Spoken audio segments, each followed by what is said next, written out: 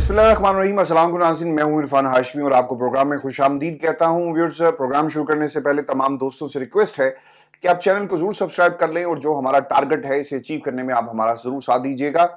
Viewers, 3 खबरों पर तफसील से हम बात करेंगे। पहली खबर, काजी साहब पर हमला, सहाफियों के सख्त सवालात और काजी साहब जवाब दिए बगैर क्यों चले गए। ये 7 सवालात क्या थे, काजी साहब ने जाते जाते सहाफियों को देखकर क्या कहा, इसकी मुकम्मल तफसील व्यूअर्स आपके सामने रखेंगे। और फिर अलीमा खान की रिहाई और पाकिस्तान तहरीक इंसाफ की एक अहम शख्सियत को फारिग कर दिया गया।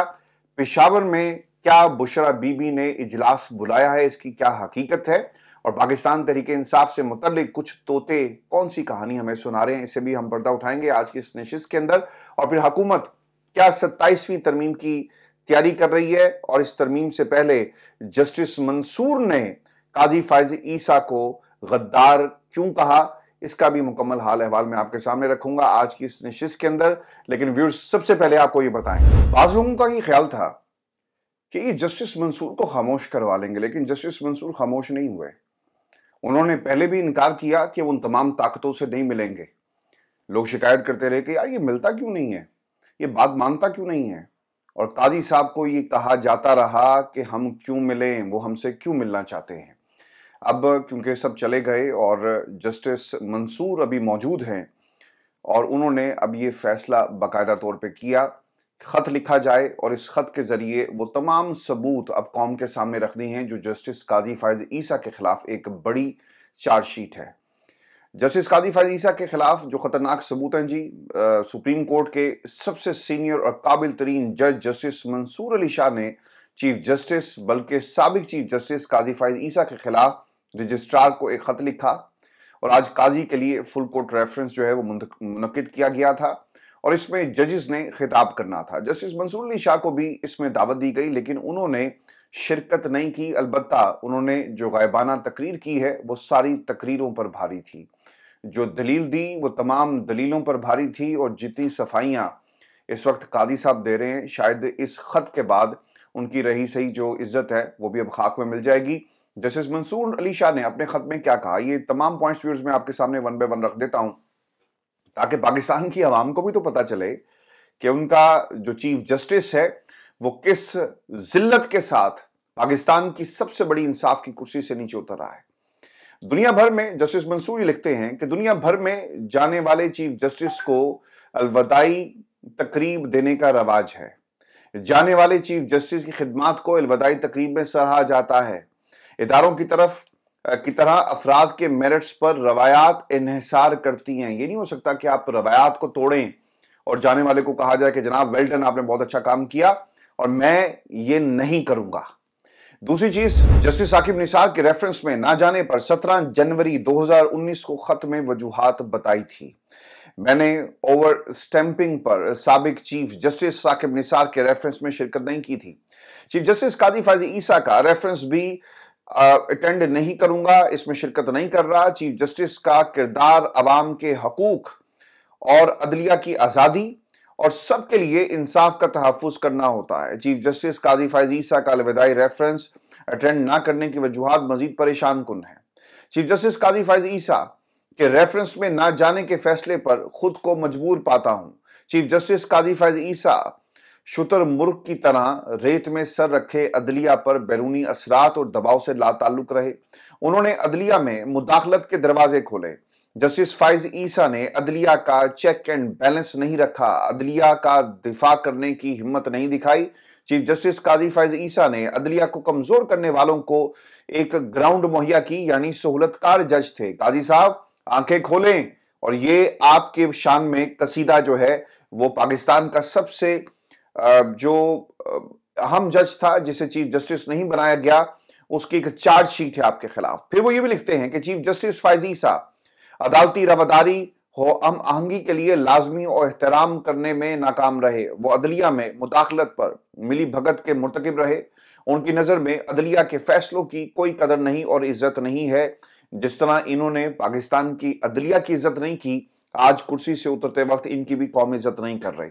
चीफ जस्टिस ने शर्मनाक अंदाज में कहा कि फैसलों पर अमल दरामद ना किया जाए, जस्टिस काजी फैज ईसा ने अपने साथी जजेस में तफरीक पैदा की।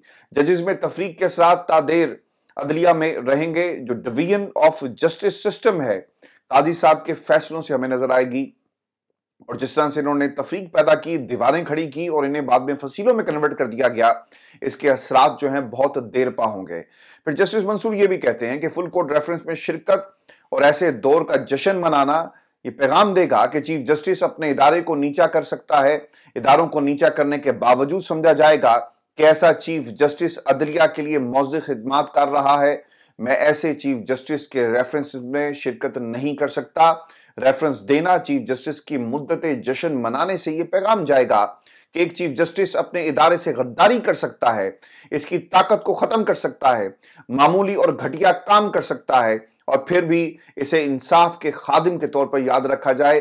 जनाब, हम ये नहीं कर सकते, लिहाजा हम माजरत खां हैं। मेरा जमीर इजाजत नहीं देता कि ऐसे चीफ जस्टिस के खिलाफ रेफरेंस में खड़ा मैं हूं, लिहाजा मैं इसे अटेंड नहीं कर रहा। ये वो आईना है जो जस्टिस मंसूर ने तो दिखाया, लेकिन बाकी जजेस जो हैं वो कुर्सी पर बैठे हुए हैं। 6 जजेस हैं जी जिन्होंने ये बाकायदा तौर पे जस्टिस काजी फैज ईसा को ये आईना दिखाया, ना जाकर, चूंकि वो तमाम जज साहिबान ये समझते हैं कि जस्टिस काजी फैज ईसा ने जहां पर अदलिया का एहतराम था खुद एहतराम नहीं किया।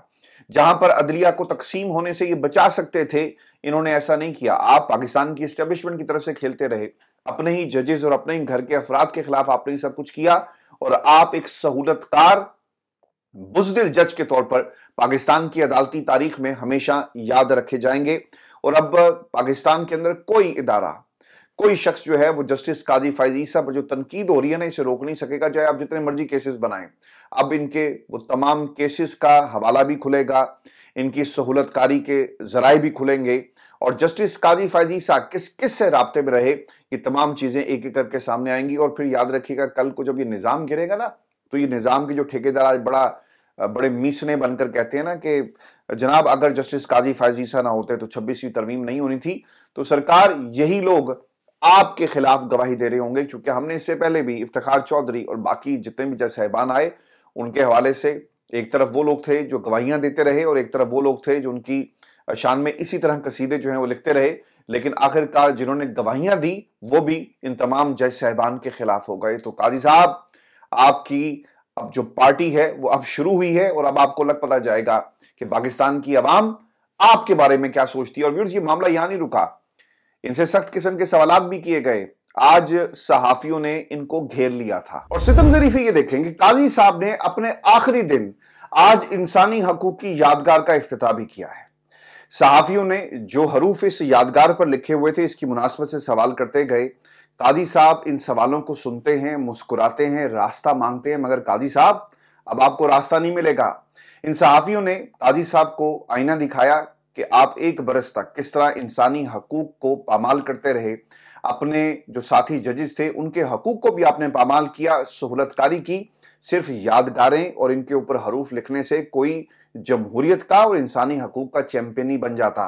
अगर आप अपने फैसले और साबित कदमी पर पाकिस्तान की आवाम को पैगाम देते तो शायद आपको यादगारें बनाने की जरूरत ना पड़ती। जो 7 सवालात किए गए, जो पाकिस्तान के जो सहाफ़ी हैं, इन्होंने जो इनको आईना दिखाया, मैं आपके सामने वन बाय वन रख देता हूं, और आपको पता चलेगा कि काजी साहब कितने बड़े आइन शिकन निकले और इंसानी हकूक को किस तरह इन्होंने पामाल किया। पहला सवाल उनसे ये किया गया, चूंकि उसके ऊपर एक जुमला लिखा हुआ था आज़ादी इजहार के हवाले से, इजहार राय की आज़ादी में वोट का हक भी शामिल है। और ये मतीउल्लाह जान ने सवाल किया, क्योंकि पाकिस्तान के अंदर काजी साहब ने बल्ले का निशान अवाम से छीना, और आप किसी को जब उसका जो वोट का हक है उससे छीन लेते हैं, उसकी मर्जी की पार्टी को पाकिस्तान के इलेक्शन के अंदर अगर आपने बाहर निकाल दिया, तो ये उसकी आज़ादी को सल्ब करने के मुतरादिफ है। और यही सवाल जो है मतीउल्लाह जान की तरफ से किया गया। फिर वो ये कहते हैं कि जजेस का खत भी इसी कब्रिस्तान में पड़ा हुआ है। यानी काजी साहब, आपने क्या किया?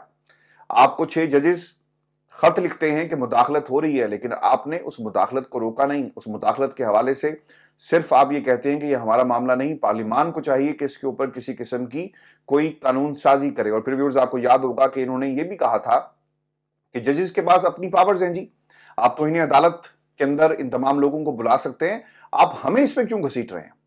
फिर जो तीसरी चीज थी कि अंजुमन साजी में सियासी जमात के हकूक भी शामिल हैं, क्योंकि उसमें लिखा हुआ था कि अंजुमन साजी, और मतीउल्लाह जान ने ये सवाल काजी साहब के सामने रखा कि आप ये जो अंजुमन साजी की बात कर रहे हैं, इसका मतलब तो ये हुआ कि पाकिस्तान तहरीक इंसाफ जो एक सियासी जमात है, इसके हकूक भी हैं, और किस तरह से आपने इस जमात से उसके हकूक जो हैं वो छीन लिए, दीवारों पर लिख दिया है, इंसाफ का हक क्या ये मिल रहा है? काजी साहब के इस दौर के अंदर पाकिस्तान की आवाम को कभी भी इंसाफ नहीं मिला।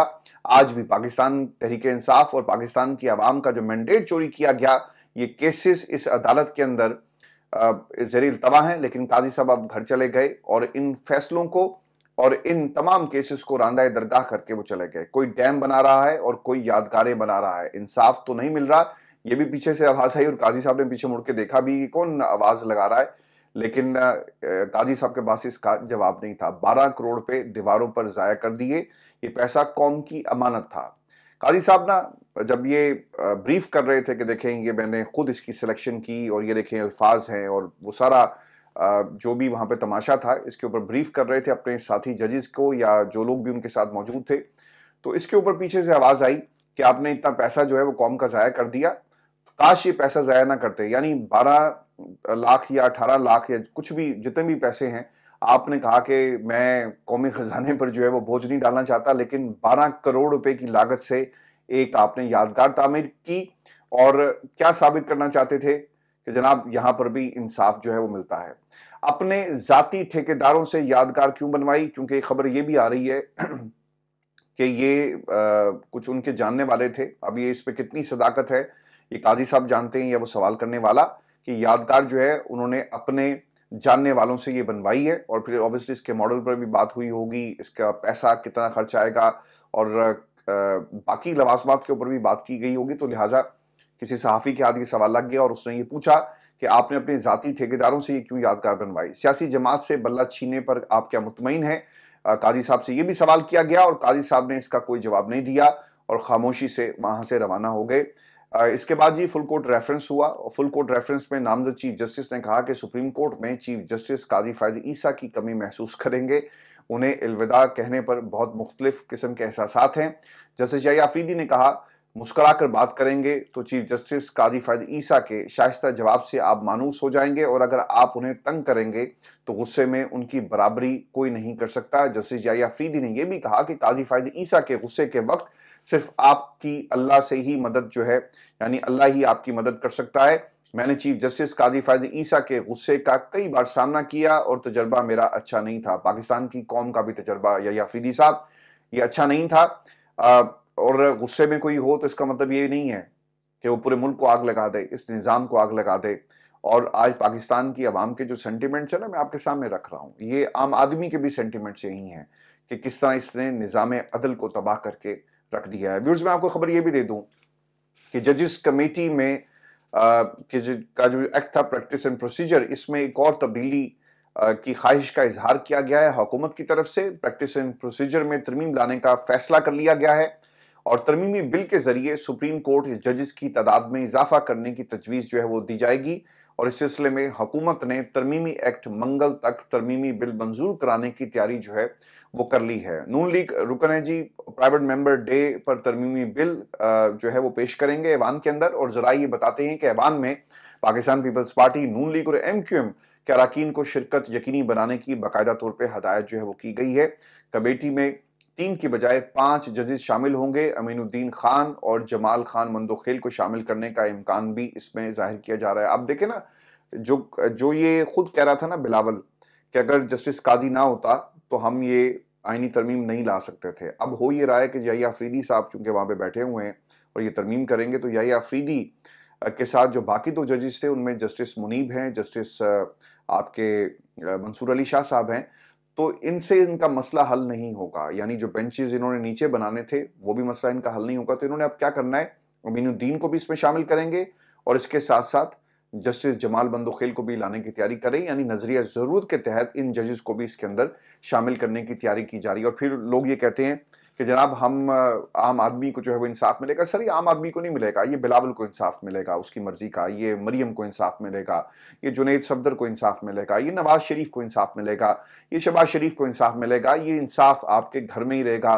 और ये जो आप इस वक्त कर रहे हैं इसका सिर्फ मकसद यही था कि इमरान खान को, निज़ाम को कंट्रोल करके ज़्यादा से ज़्यादा जेल के अंदर हम रखें, क्योंकि अब मसला यहाँ पे ये भी बन गया है कि अगर इमरान खान के बाकी केसेस जब नीचे जाएंगे और उनके ऊपर बेंचेस बने, तो अगर वहाँ पर मर्जी के बेंचेस बना दिए गए तो फ़ायदा होगा, और अगर मर्जी के बेंचेस ना बने जहाँ पे हमारा कंट्रोल नहीं होगा तो फिर हमारा बहुत सारा नुकसान हो जाएगा।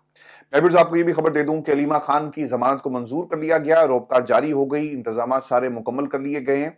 और जब मैं आपके साथ मुखातिब हूं तो पता ये चल रहा है कि संजानी टूल प्लाजा के करीब जो है कैदी वैन के ऊपर हमला हुआ है, और बताया जाता है कि हमले के बाद वैन में सवार मुतादिद जो मुलजमान थे वो वहां से भाग गए हैं। कैदी वैन में अटक जेल से पेशी के लिए लाए जाने वाले मुलजमान इसमें सवार थे, और ये भी बताया जा रहा है कि इसमें 3 MPs हैं पाकिस्तान तहरीक इंसाफ के, और 150 के करीब कैदी जो थे ये 2 वैन्स के अंदर मौजूद थे। कैदी वैन्स में 3 MPs की मेंबर ऑफ प्रोविंशियल असम्बलीज, इनकी भी मौजूदगी की बात जो है वो की जा रही है, और 15 से 20 नामालूम अफराद आए और गाड़ी रोकने की इन्होंने कोशिश की, और जिसके बाद धावा बोला गया और लोगों को छुड़ाकर जो है वो ले गए। गाड़ी ना रुकने पर मुलजमान की जानिब से फायरिंग भी की गई है, ये भी पुलिस की तरफ से जी दावा किया जा रहा है। और वाकई में 3 पुलिस एहलकार जख्मी हुए हैं, SHO तन्नौर ने ये बताया जी, और ये एक इंतहाई अफसोसनाक वाकया है। जिन लोगों ने भी किया, ऑब्वियसली इस हवाले से इसकी इंक्वायरी जो है होनी चाहिए। मैं व्यूअर्स आपको ये बता दूं कि अब इस वाकये को पाकिस्तान तहरीक इंसाफ के खिलाफ भी इस्तेमाल किया जाएगा, और भरपूर तरीके से एक सियासत आपको होती हुई नजर आएगी। पहले इन्होंने दहशतगर्द कहा, अब इन्हें डाकू भी कहेंगे कि जनाब देखें, लोगों को अब जो वैन्स हैं उनके ऊपर हमला करके छुड़वाया जा रहा है। आपको व्यूअर्स ये भी खबर दे दें कि अलीमा खान की जो जमानत मंजूर हुई है और आज ही उनकी रिहाई का हुक्म भी है, और इंसदाद दहशतगर्दी अदालत में बानी PTI की बहनों अलीमा खान और उस्मा खान की दरखास्त जमानत पर समाअत हुई है, और जज अबुल हसनात मोहम्मद जुल्कुरनैन ने दरखास्त जमानत पर समाअत की। वकला सफाई सरदार मसरूफ एडवोकेट और मिर्जा आसिम बेग ने दलाइल दिए, और वकील साहब ने यह कहा कि अलीमा खान और उस्मा खान के खिलाफ सियासी बुनियादों पर मुकदमा बनाया गया, जिस्मानी रिमांड लेकर तफ्तीश कर चुकी है पुलिस, अब वो जुडिशल रिमांड पर जेल में है। इस मुकदमे में दीगर मुलजमान की जमानत हो चुकी, लिहाजा बानी PTI की बहनों की जमानत मंजूर की जाए। और प्रोसिक्यूटर जी राजा नवीद साहब जो थे वो अड़ गए, उन्होंने इसकी मुखालफत की और ये कहा कि बानी PTI की बहनों ने मुजाहिरीन को मेगाफोन के जरिए जो है वो इश्तियाल दिलाया और तोड़ फोड़ पर उकसाया। मुलजमान से मेगाफोन रिकवर हो चुका, जमानत की दरखास्तें खारिज की जाएं। हालांकि पूरी दुनिया ने देखा है कि उन वीडियोस के अंदर क्या है, ये खामोशी से खड़ी थी, कोई मेगाफोन नहीं था, और पुलिस मुसलसल झूठ बोल रही है। अदालत ने जी दलाइल सुनने के बाद थाना कोसार में दर्ज मुकदमे में अलीमा खान और उस्मा खान की 20-20 हजार रुपए मुंचलकों के एवज जमानतें मंजूर करते हुए रिहा करने का हुक्म जो है वो दे दिया है। और इसके बाद ही फैसल वाडा की एक ट्वीट आई, यानी ये एक वक्रा ठेकेदार है और ये कहता है जी कि मैं करवा रहा हूं। अब मैं ना पहले आपको ये बता देता हूं कि ये भाई ने क्या कहा और इसके पीछे जो मंतक है और जो सवाल है। गुज़श्ता जी रात मैंने कहा था कि खान साहब की बहनों की रिहाई के लिए कोशिश करूंगा, और आज अल्हम्दुलिल्लाह उनकी जमानत हो चुकी है। बिकाऊ और भगोड़ी पाकिस्तान तहरीक इंसाफ की लीडरशिप जब अपने लीडर खान की बहनों को जेल में एक दफा भी पूछने तक नहीं गई, और कौम को उनकी असलियत समझ नहीं आ रही, क्या गेम हो रही है। मैं कौम को सच बताता रहूंगा और ये लीडरशिप आपसे छुपाती रहेगी। मेरा ये दावा और वादा भी पूरा हो गया। सर मसला यहाँ पर ये है कि आप खुद ही पाकिस्तान की एस्टेब्लिशमेंट के खिलाफ ना एक चार्जशीट पेश करते हैं ऐसी बातें करके, और आपको दुश्मनों की जरूरत नहीं है। एस्टेब्लिशमेंट से मैं मुखातिब हूं। आपके अपने घर में एक दुश्मन जो तोता आपने छोड़ा हुआ है ना, ये दुश्मन है आपका। वो क्या कह रहा है, वो ये कह रहा है कि जनाब हमने किसी जज को कहा, वो कहना ये चाह रहा है कि जज साहब को मैंने कहा कि छड़ दो जी, जान दो। यानी इंसाफ और कानून जिसकी बुनियाद पर आप ये कहते हैं, जो प्रोसिक्यूटर आपका कह रहा है जी मेगाफोन फड़िया, बारूदी मवाद निकला, जैकेटें बरामद हुई, ये बातें कही गई थी ना, तो इसमें मतलब वो झूठी बातें सारी, और फैसले कहीं और से हो रहे हैं। ये आपका अपना तोता बोल रहा है और फरफर बोल रहा है, और वो ये कह रहा है कि मैंने कहा जाकर किसी को, कोशिश करूंगा और कोशिश हो गई। यानी आप हैं कौन? आप पाकिस्तान की अदालतों को क्या डिक्टेट कर रहे हैं? क्या ये जज, यानी इस निजाम के ऊपर सवाल नहीं है, बल्कि ये उस जज के ऊपर भी सवाल है कि एक तोता ये कह रहा है कि हमारे कहने पर दोनों बहनों की जमानत हुई है, जज अबुल हसनात साहब। तो फिर इसका मतलब ये हुआ कि खान साहब तो जेल के अंदर आपकी वजह से, ये भी आप तस्लीम कर लें। और जब पाकिस्तान की एस्टेब्लिशमेंट चाहेगी, जो कौम जानती है इमरान खान को, उस वक्त रिहा किया जाएगा। जब तक एस्टेब्लिशमेंट नहीं चाहेगी, रिहाई मुमकिन नहीं है। ये सब बाकी ड्रामा है। 9 मई, साइफर, इद्दत में निकाह और बाकी मामला, तोशाखाना 1, तोशाखाना 2, अल-कादिर ट्रस्ट केस, ये सारे जो है वो एक बकवासियात है और इसका हकीकत से कोई ताल्लुक नहीं है। ये एक तरह से फैसल वाडा की पाकिस्तान की एस्टेब्लिशमेंट के खिलाफ जो है वो एक चार्जशीट है। मैं भी आपको ये भी खबर दे दूं कि जहां पर ये सब कुछ हो रहा है ना, वहीं पर कल आए थे जी फैसल चौधरी साहब, फवाद चौधरी के छोटे भाई हैं, और इन्होंने आकर कहा कि मैंने खान साहब के सामने तमाम बातें रखी हैं। तो आज पता ये चला है कि उन्हें लीगल टीम से फारिग कर दिया गया है। और फिर जो ट्वीट्स उनकी मैंने पीटीआई की वेबसाइट पे अपना ट्विटर के हैंडल पर जाकर देखी है, तो उन्होंने इमरान खान की गुफ्तगू के हवाले से कुछ बातें कही हैं। तो सलमान अकरम राजा ने उन्हें लीगल टीम से फारिग किया है और जितने भी व्हाट्सएप ग्रुप हैं वहां से भी उनको निकाल दिया गया है। तो ये भी एक बड़ी डेवलपमेंट है। और फिर इससे पहले मिशाल गालबन उनकी तरफ से जी एक बयान आया था, कहा यह जा रहा था कि बुशरा बीबी ने कोई मीटिंग बुलाई है सियासी कमेटी की और उसे वो लीड करेंगी अली अमीन गंडापुर, उमर अयूब के साथ मिलकर, बैरिस्टर गौहर के साथ मिलकर।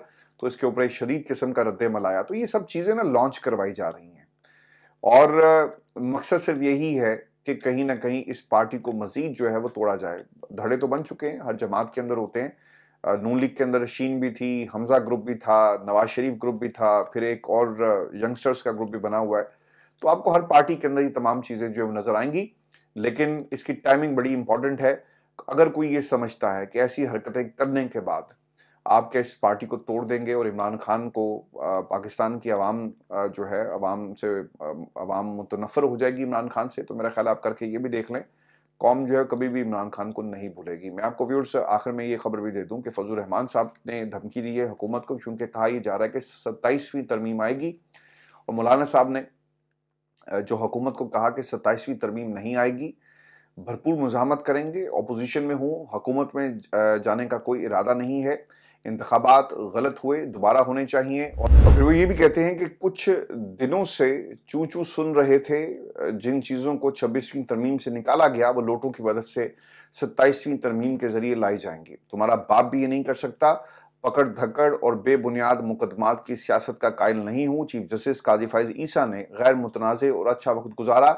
नए चीफ जस्टिस को खुश आमदीद कहते हैं और शेख रशीद के गेट नंबर 4 खुलने की बात पर मैं तबसरा नहीं करूंगा। और ये तमाम बातें जो है कही गई हैं। सर आप करें ना करें फजल रहमान साहब, कौम आपको भी माफ़ नहीं करेगी, क्योंकि आपने भी किरदार अदा किया है याहिया अफरीदी को लाने और काजी साहब को घर भेजने के साथ साथ जस्टिस मंसूर को भी इस कुर्सी पर ना बैठने के हवाले से। व्यूअर्स, ये आज की हमारी नशिस्त थी। अपने कमेंट्स जरूर भेजिएगा, चैनल को सब्सक्राइब करना मत भूलें। इजाज़त दीजिए, अल्लाह निगहबान।